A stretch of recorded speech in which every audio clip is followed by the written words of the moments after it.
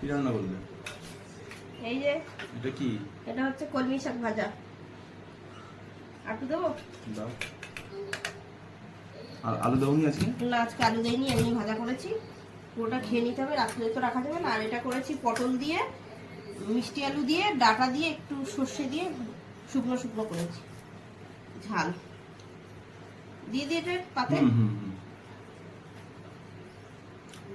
Data চিবাও শুধু এটা।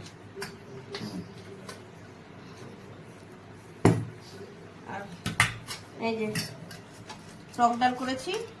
এটাই গরমে ভালো করেছো। হ্যাঁ, এইটাই খাও। তেঁতুল দিয়ে টক ডাল। এখন তো আমরা আম খাবো না, কেননা নীল পুজো না হলে আমরা আম খাই না। আমি বাজারে আম দেখছিলাম, ওই জন্য নিইনি। নীল পুজো না হলে আম খাই না। আর এই যে করেছি এটা একটু সর্ষে দিয়ে মাছের ঝাল করেছি। বাজারে বড় বড় আম বিক্রি হচ্ছিল, কিন্তু আমার খাবে না, ওর জন্য আমি নিয়ে আসিনি।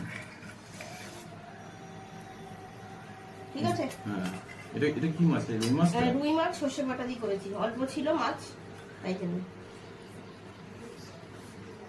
তো শুভ দুপুর বন্ধুরা।